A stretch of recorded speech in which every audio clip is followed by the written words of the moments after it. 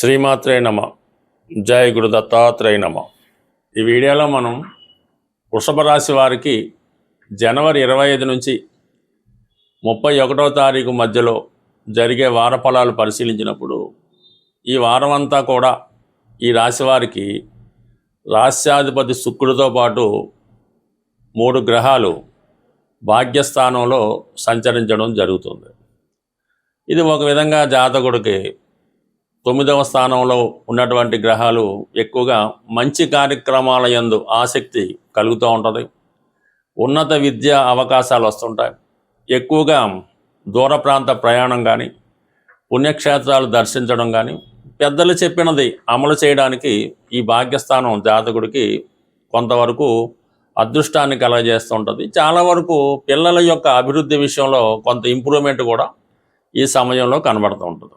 ప్రధానంగా రాశ్యాధిపతి 9వ స్థానంలోకి వచ్చినప్పుడు జాతకుడు తాను సంస్కరించుకునే ప్రయత్నంలో మంచి ఆరోగ్యం కొరకవచ్చు, మంచి నడవడిక కోసం కూడా జాతకుడు చేసే ప్రయత్నాలు చాలా వరకు ఫలిస్తాయి. ఈ సమయంలో ఏదో ఒక గురువునో లేదంటే ఒక మంచి అన్ని విషయాలు తెలుసుకున్నటువంటి ఒక వ్యక్తిని సంప్రదించి వారి యొక్క సలహా ప్రకారం తీసుకోవడం నట్టం జరుగుతూ ఉంటుంది. అంటే ఒక గురువుని సంప్రదిస్తారు, గురువు చెప్పిన విధంగా నడుచుకుంటారు. అయితే రవి కూడా అక్కడే ఉన్నాడు. చతుర్థాధిపతిగా భాగ్యస్థానంలో ఉండడం వల్ల మాతృ సౌఖ్యం లభిస్తూ ఉంటుంది. విద్యార్థులకు విద్య యందు ఆసక్తి పెరుగుతూ ఉంటుంది. ఏదైనా ఒక వాహన యోగం కానీ, అందరితో కలిసి సమూహంగా ఏదైనా పుణ్యక్షేత్రాన్ని కానీ, విహార కేంద్రాన్ని కానీ దర్శించడం జరుగుతూ ఉంటుంది. దాని తర్వాత ఏంటంటే రవి శుక్రులు ప్రస్తుతం అస్తంగత్యం చెందడం వలన దీని ప్రభావం వల్ల ఏమవుద్దంటే జాతకుడు చాలా విషయాల్లో సడన్గా కొన్ని విషయాలు రద్దవుతుంటాయి. కొన్ని జాతకుడు మనసు మార్చుకుంటూ ఉంటాడు. అంటే చివరి నిమిషంలో ముఖ్యమైనటువంటి ప్రయత్నాలు వాయిదా పడుతుంటాయి. కొన్ని సందర్భాల్లో మనీ కూడా చాలా టైట్గా ఏర్పడడం, అలాగే దగ్గర బంధువులతో అనుకోకుండా విరోధాలు రావడం కూడా జరుగుతుంటాయి. అంటే చాలా సహనం, ఓర్పు వహించవలసి ఉంటుంది. తొందరగా కోపం రాకుండా నిదానంగా వ్యవహరించడం మంచిది. అయితే కుజుడు సప్తమ వ్యయాధిపతిగా 9వ స్థానంలో ఉండడం వల్ల జీవిత భాగస్వామికి ఒక మంచి అవకాశం రావడం జరుగుతుంది. ఏదైనా దూర ప్రాంతంలో ఉద్యోగం రావడం కానీ, పదవిలో ఉన్నతి రావడం కానీ, ఈ విధంగా భార్యాభర్తల మధ్య అనురాగం, అంటే ఏదైనా జీవిత భాగస్వామి యొక్క హోదా పెరుగుతుంది. వారు చాలా కాలంగా ప్రయత్నం చేస్తున్నటువంటి ఉద్యోగం కానీ మరే విషయంలో అయినా సరే అది జీవిత భాగస్వామికి అవకాశాలు రావడం జరుగుతూ ఉంటాయి.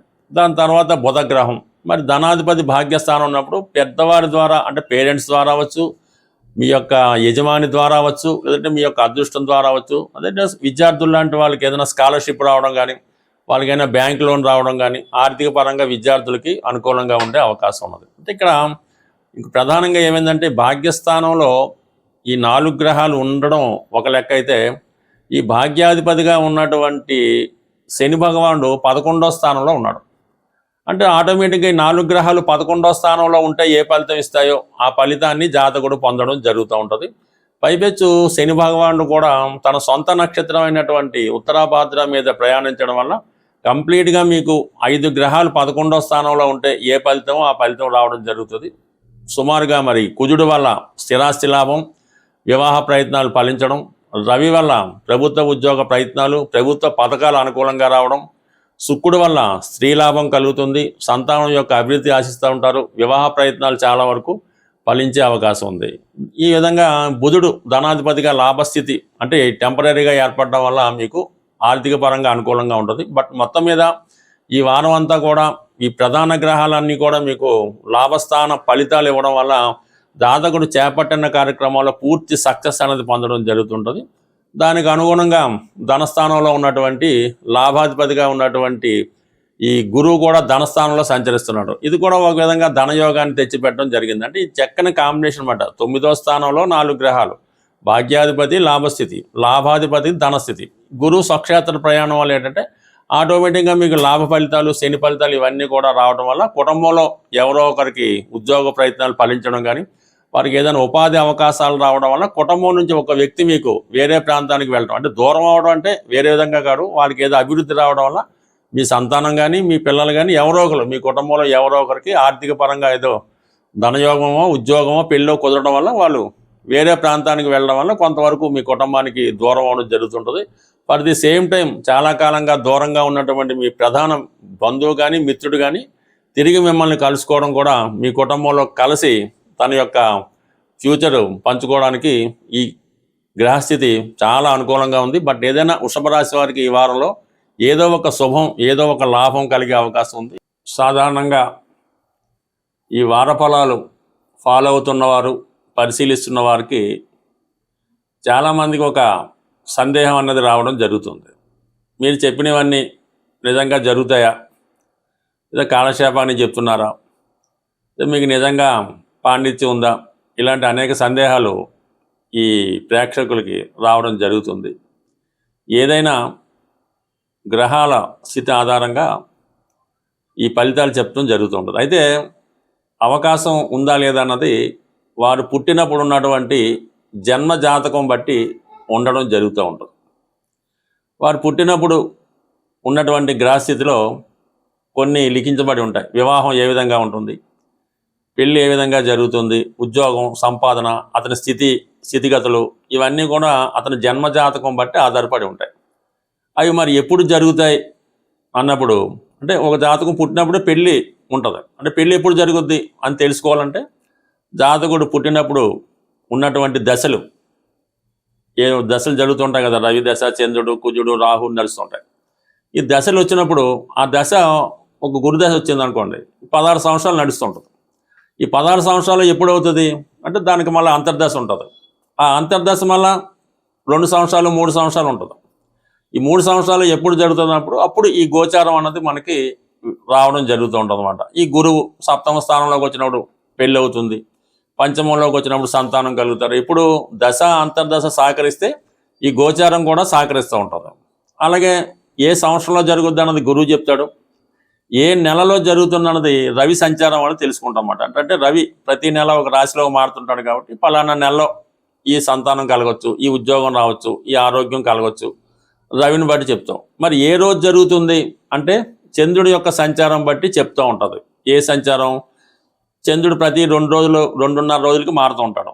ఏ రాశిలోకి వచ్చినప్పుడు, ఏ నక్షత్రం మీద సంచరించినప్పుడు ఈ సంఘటన జరగవచ్చు, పెళ్ళి ఎప్పుడు జరగవచ్చు, డెలివరీ ఎప్పుడు జరగవచ్చు, ఇవన్నీ ఈ చంద్రుడి యొక్క సంచారం బట్టి ఆ రోజు నిర్ణయిస్తాం. మరి రోజు నిర్ణయించే సరిపోయిందా, ఏ సమయంలో జరుగుతుంది అన్నది లగ్నాన్ని బట్టి చెప్తాం అన్నమాట. ప్రతి 2 గంటలకి లగ్నం మారుతూ ఉంటుంది, ఏ లగ్నంలో జరగవచ్చు. లేదంటే ప్రతి గంటకి ఒక హోర మారుతుంటుంది, రవి హోరలోనా, శని హోరలోనా, గురు హోరలోనా, ఏ హోరలో జరగవచ్చు. ఇవన్నీ కూడా హోరను బట్టి లగ్నాన్ని బట్టి చెప్పడం జరుగుతుంటుంది. అంటే ఇంచుమించుగా ఒక శుక్రదశ 20 సంవత్సరాలు ఉంటుంది, దాంట్లో రవి అంతర్దశ అన్నది 1 సంవత్సరం ఉంటుంది, దాంట్లో గురువు, ఈ శని ఇవన్నీ సూక్ష్మంగా వస్తూ చివరికి ఏ సమయంలో కూడా జరుగుద్ది అన్నది జాతకుడి యొక్క జన్మ వివరాలు కరెక్ట్గా ఉంటే తెలుసుకోవచ్చు. అయితే గోచారం అన్నది ఈ విధంగా సపోర్ట్ చేస్తుంది తప్ప జాతకుడికి ఆ విషయం లేదు. ఆ సంతాన యోగం అన్నది లేనే లేదు. 5వ స్థానంలో గురువు వస్తే ఏంటి, శని వస్తే ఏంటి, ఎవరు సేవిస్తారో జాతక చక్రంలో లేనిది.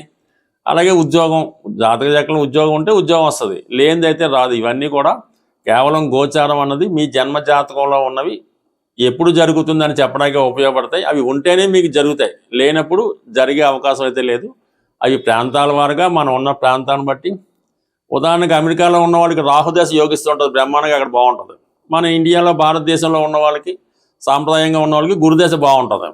ఈ విధంగా ప్రాంతాన్ని బట్టి కూడా మారడం జరుగుతుంటుంది. కాబట్టి బట్ ఏదైనా మనం ప్రతి దినచర్య ప్రకారం రోజు దైవ ప్రార్థన చేసుకోవడం, పర్టికులర్గా ఇది మాఘమాసం కాబట్టి ఈ మాఘమాసం అన్నది కృష్ణమూర్తి అంటే విష్ణు భగవానుడికి, కృష్ణుడికి ఇష్టమైనవి కాబట్టి ఈ మాఘమాసంలో వీలైతే ప్రతిరోజు నెలకొకసారి లేదంటే వారంకి ఒకసారి ఏదైనా వెంకటేశ్వర స్వామి టెంపుల్లో, సత్యనారాయణ టెంపుల్లో ఏ టెంపుల్ని దర్శించడం, వీలైతే విష్ణు సహస్రనామం, అంతగా కుదరకపోతే మరి వెంకటేశ్వర స్వామి గోవిందనామాలు ఏదో ఒకటి చేసుకోవడం, కనీసం శనివారం అన్న నియమంగా ఉండడం, ఏదో ఒక పుణ్యనది స్నానం చేయడం, ఏది మీకు వీలు అంటే ఏది అది సాంప్రదాయంగా పెద్దలు నిర్ణయించే ప్రకారం ఏదో ఒక పుణ్య కార్యక్రమం చేయడం వల్ల మన జాతకంలో ఉన్నటువంటి పాపకర్మలు నశించి కొత్తగా జీవితాన్ని ముందుకెళ్ళడం బాగుంటుంది.